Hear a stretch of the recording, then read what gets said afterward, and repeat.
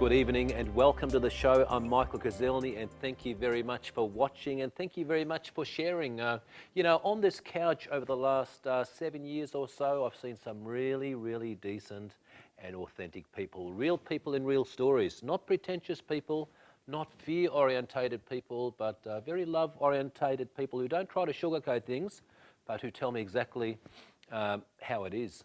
And I take my hat off to those people. They don't wear the fake masks, and the reason they come out here and spend a couple of hours here at the studios because they want to make a difference, show a bit of a loving kindness. And a very special man on the couch tonight, John Hinge. I think he's about 58 and he's turned his life around, but at one stage he was a hopeless alcoholic. 30 years on the grog, and he says that the grog alcohol is the devil's curse. Thank you very much. God bless you, my friend. Thank you. And I know your friend said, look, they might look at me funny if I talk about God, but, how can that be so? I've been in the legal business for 3 decades. Every person gets up on the witness box, I swear by Almighty God. They all do it, but then, of course, somebody speaks about God and they laugh. It's a strange world, isn't it? Yeah, it is. Where do we go? Where do we go with this? I think there's a bias and you're something wrong with you if you believe in God. A power greater than yourself. I can't handle life alone, and no human being was going to get me sober. The only thing that was going to help me was a power greater than myself. And when I reached a certain level in my alcoholism and madness and the insanity, there was one person there that led the way, and it was one of the most beautiful and life-changing events in my life. And you're a very beautiful person, and thank you. The grog really is the devil's curse, isn't it? Yeah. You were saying before in the break that you've been lodged into our lovely cells, for drunkenness only more than 20 times. Yeah, at least, and it caused a lot of problems. It caused a lot of problems and also self-esteem issues because they don't treat you very nicely. I remember years ago when I was a cop at Frankston and St Kilda, I was always very kind to people. I didn't want to lock people up and say, look, you're pissed. You've got to spend the next 5 hours in the cells and, we're going to search you and beat you around a bit, I was never into that ego-charged bullshit, and that's probably why I left and sort of did my law degree and left that organisation, although there's some great police members out there. But it was I used to work with young trainees at Frankston or St Kilda, and we'd go to the pub there at Frankston. There was about 4 pubs on the corner, and all these young coppers would come out, and I said, look, the grog's the devil's curse. I said, wait until 3 in the morning. They'll come out, they'll start bashing each other, they'll throw things. Yeah. What's happening to today's society? Basically, I believe we're isolated, and the selfishness. There's a lot of the selfish generation that's been going on for about 50 years. I see kids in charge of parents. Yeah. I see the breakdown in authority. It's all gone haywire, but it's okay. Look, whatever is. I have to accept what is, I can't change anybody or anything or any place. I need to accept what is. All I can do is, the only thing that I can do is change myself to adapt and live in reality and be of some help to somebody. It's good how John's given up the grog, because I'm just starting to see it everywhere. I just got back from New York City there, everybody's drinking. There's so many bars. There's about 50 bars in Lower Manhattan, and then hundreds of bars. Everyone's quietly getting smashed, intoxicated, talking, telling jokes, and then you see the violence out on the streets. In the subways, I saw everybody depressed, talking to each other, all because of the grog. Even here, like grand final day, everybody's getting pissed and then hung over the next day. Before we recover, all of a sudden we've got cup day. Everyone's getting smashed again. So no wonder some people avoid these barbecues, because there's just too many occasions when our brothers and sisters want us to get smashed. I see a lot of alcoholic behaviour.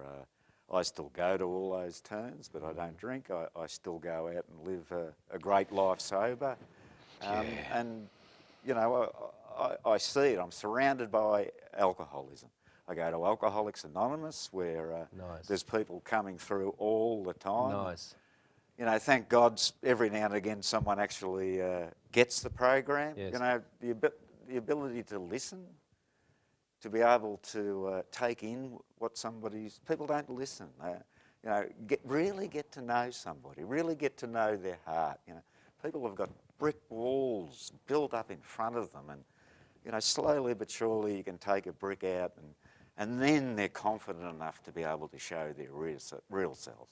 You know, people are hiding and running from themselves. He's quite right, John Hinge, isn't he? A good man. It almost seems like we've got to be broken and hit rock bottom before we turn the next page, where we can see people and be authentic and say, look, I really mucked up, and you know, not this is me, but here I am, rather than you know, Take me as I am. Take me as I am. Yeah. Not look at me, but here I am. You know, and that's probably the same thing we do the show for. It's not about the ego, the hairstyle or the jacket. It's really about, here we are with a great man, John Hinge, who was an alcoholic, who did muck up his family, his job. Even one time, folks, he ended up getting blinded. What happened there? That's sad. It was towards sad. It was towards the end of my drinking, and I was suffering from delirium tremens, which is absolutely horrific. It's just before you die, just before an alcoholic dies, there's an insanity, seeing things and stuff like that. And I stuck a knife, a big boning knife, into my eye, and it cut my eye in half. I remember taking it out in the mirror, and the vitreous fluid of my eye went in the mirror. And you know, the whole thing was strange. I went into shock, and shock's a beautiful thing to be in, actually. You don't feel anything. I rang my mother and I said, I've done it this time, and I drove myself to the hospital, and they all went mad, and the bloke, the doctor, surgeon, they took things, and he came out and he said to me, look, John, it's a miracle you're alive. The knife went into your brain and was 1/16 of an inch away from a major artery. We're worried you're going to get meningitis, and you're going to lose your sight in your left eye. And I remember looking up at him and saying, look, just fix me, because I want to go and have a drink. So it's all about having a drink. It's all about getting out of it. It's all about hiding. You know, I was hiding. I hid all my life. I was an actor on a stage. There was no reality about me. I was just an alcoholic waiting for his next drink. I was hooked. I was an addict. You know, and you play the game. You know, it's a beautiful thing that led to another thing. Naughty you. We'll be back shortly with the changes. Tough times never last. What an amazing man. Don't go away.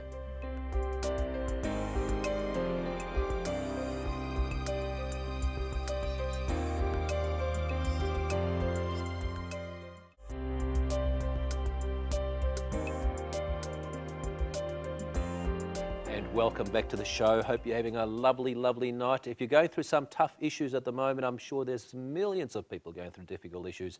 Maybe you recently separated and you just can't stand the aloneness, or you might have gone through a violent relationship bust up. The police have taken out an intervention order against you. You can't see those beautiful children, and you know, you're very, very lonely. Isolated yourself, or you might be suffering from depression, too afraid to speak to people because you don't want to seem weak, or you might just be battling cancer, leukemia. God bless you, and I hope that that you get through your challenges, and you will always come out stronger. A very decent man on the couch. We're celebrating because he's still here. He could have died quite a few years ago, but he's here to share this story, and I think a bloke upstairs might have helped him with being here. Yeah, about a year after I was blind for 3 months, actually. My right eye, I couldn't see out of it, and that was different. I continued to drink. I had 3 operations, and all I wanted to do was get out of hospital and have a drink. And I can remember my wife picking me up and straight to the bottle shop. And then the fear, look, it's horrific. I'll never, ever be able to explain really to anybody the fear. You know, the fear takes me back to when I was a kid, and there was thumping in my head, and it would get louder and louder and louder and louder, and I couldn't run into the bedroom. I'd sleep out the front of Mum and Dad's place. And I later found out that, well, I recognised that it was my heartbeat. You know, I lived in fear, and for about a year and a half I was petrified, and what I was frightened of was my own heartbeat. Interesting. There was no one to talk to or say, when it was a fear like that, I dropped to my knees. It was an unbelievable moment where I let me, who I am, and the fear go. I dropped to my knees and I said, if there's somebody out there, could you please help me? And I just can't believe what happened next. I got up, I walked outside, I saw a blue that I'd never seen before, a green, and the grass, and a bird landed right next to me, and I looked at that bird, and it was incredible.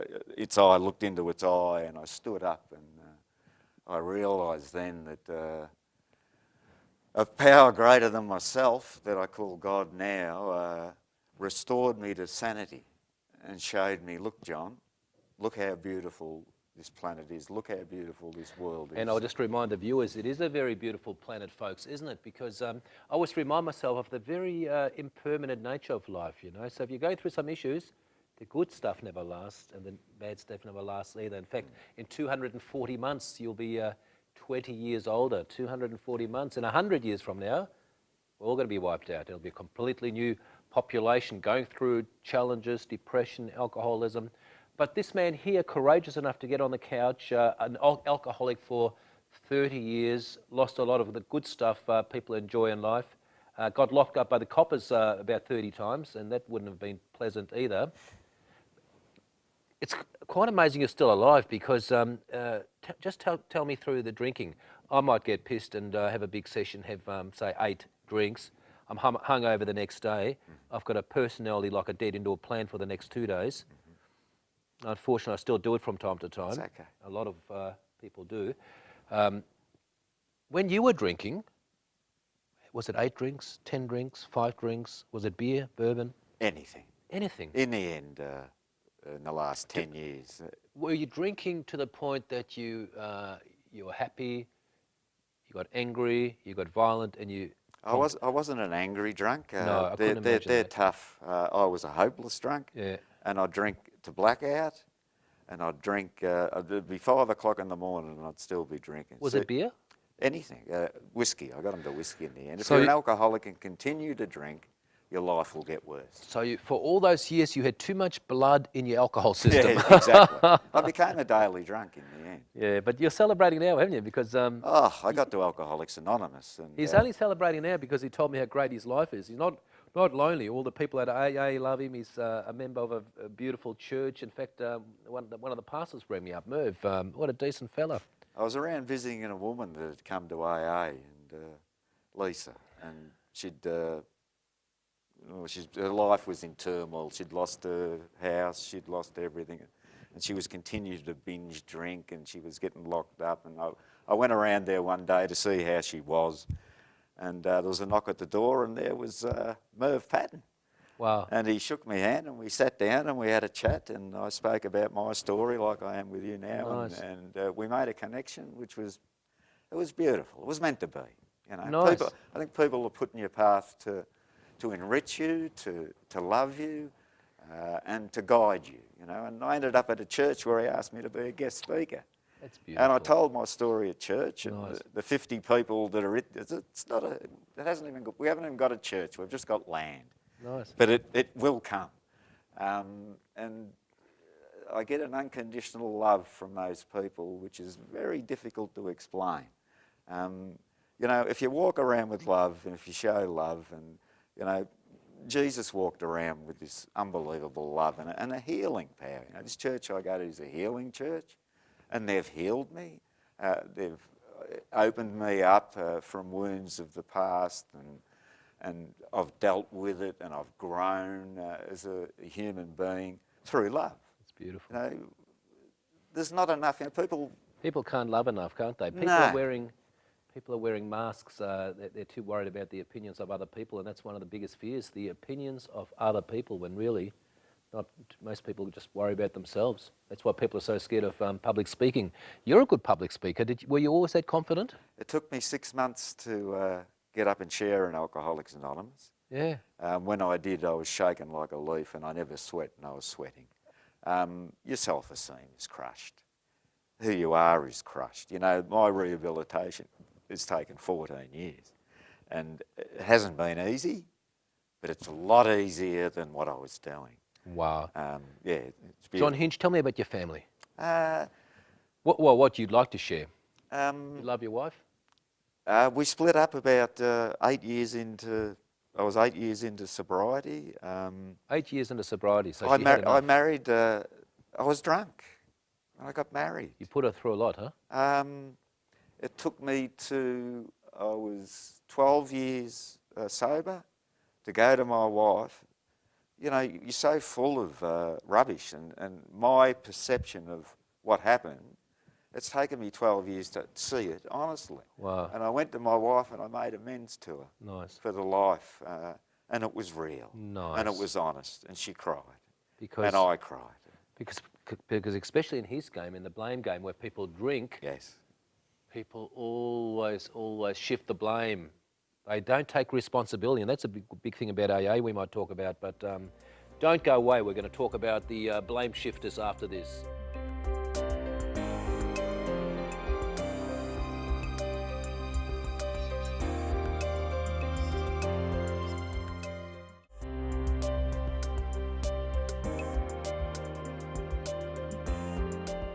Welcome back to the show. Thank you very much for joining us, and love and best wishes to all the people like my friend Henry Nissen says over there.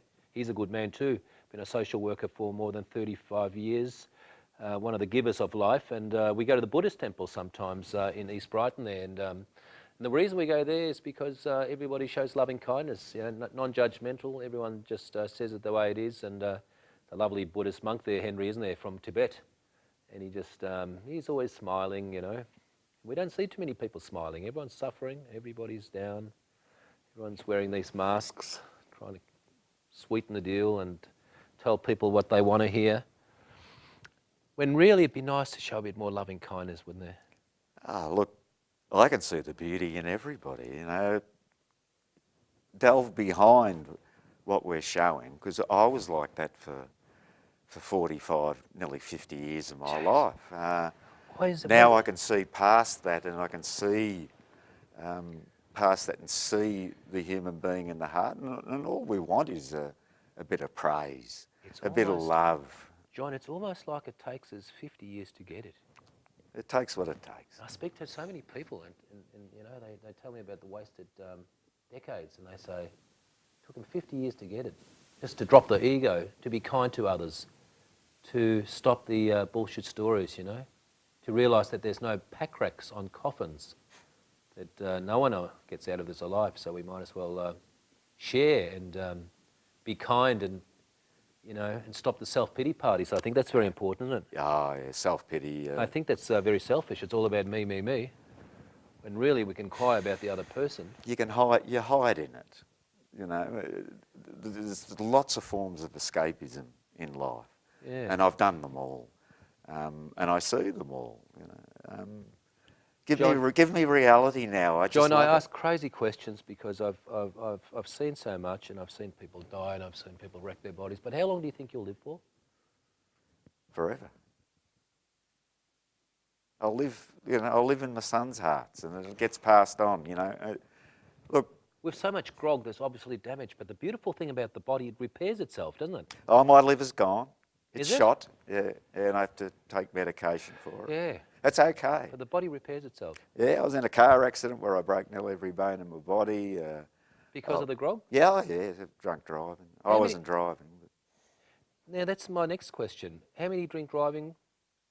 it was a miracle. I only got caught once because I drunk drove for 30 years, and it's a miracle that I didn't hurt somebody else and end up in jail, because I've seen people in jail that are in jail that have done something in a blackout.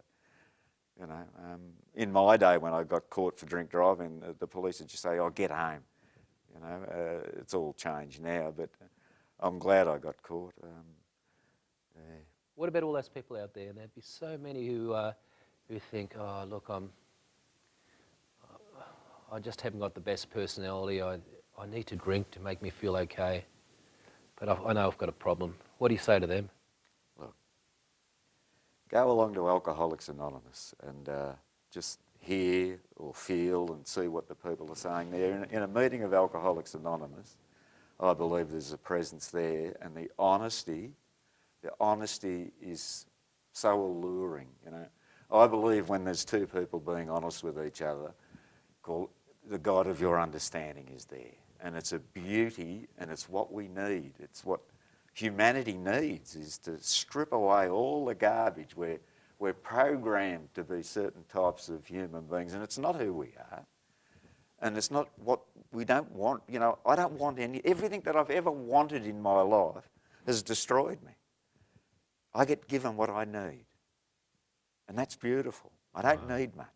Wow, that's so refreshing. That's so refreshing. You're stripped of all those false masks. I can really see an original, authentic person. I just wanted to be me. I And just you are wanted now. to be me. I was a kid sitting on the end of my bed, 12 years of age, going, I want to be me, I want to be me, I want to be me. My father was trying to change me into something. My teacher was trying to change me into something. Everyone is trying to tell you what to do and program you to be this certain type of human being. Rebel without a cause. I know I went the wrong way with the grog and that, but finally, I've broken through. And better late than never. I'm wrapped that, you know, I'm a working, the stuff's still got a long way to go. You know, You're a masterpiece in progress. Well, I don't know about that, but, you know, I'm trying, I never give up. You go through hard times. I love the name of this show, and I love what you're doing. It's beautiful, absolutely beautiful. That's so lovely. And just a question towards the finish. How do we know, as Aussies, whether we may be alcoholics? If the drink is costing you more than money. When you drink to black out. It's a progressive disease, like I said, and you'd be the last one to admit it, like I was. You live in denial of the pain you cause the people around you. You know, I see it crystal clear now. Everything that I did, you know, I'm not carrying that with me anymore. I made amends to all the people that I could that I hurt in my drinking, and I've cleaned my side of the street, which is wonderful. It clears you of the garbage. Look, if you've got a drinking problem, so Uncle ring Bill, me. Uncle Bill has helped a lot of people all over the world, Yeah. and some people just give up the grog and don't go to AA. Yep. And That's good, you know. they don't call themselves alcoholics anymore. Well, no, I'm an alcoholic for life. I'm only that far away from a drink. You know, I've had some major things come up in the last few years where, I made some choices in life which weren't right. They were wrong. Just tell me about your son, just briefly about that son, the incident you weren't happy about. Oh, he fell off his bike and he hit his head, and I didn't know it at the time, but he'd fractured his skull. I was about 35, and I just sent him to his room, and my wife found him with foam vomit everywhere, and she took him to the hospital, and I stayed there on the couch smoking a bong and drinking. How old was the kid? 8. And that really hurts you, huh? Well, I went to the hospital later with my mother, and I was drunk, and I've got a bottle of beer in my pocket, and the surgeon that operated on him came out and said, "You were lucky to get him here when you did. He could have died." John Hinch, God bless you. 14 years alcohol-free. Wonderful. I honour and respect you. Thank you very much. What a lovely man. I honour and respect you too. Love and best wishes. Thank you very much for joining us. Have a lovely week. Get over your tough times, and good night.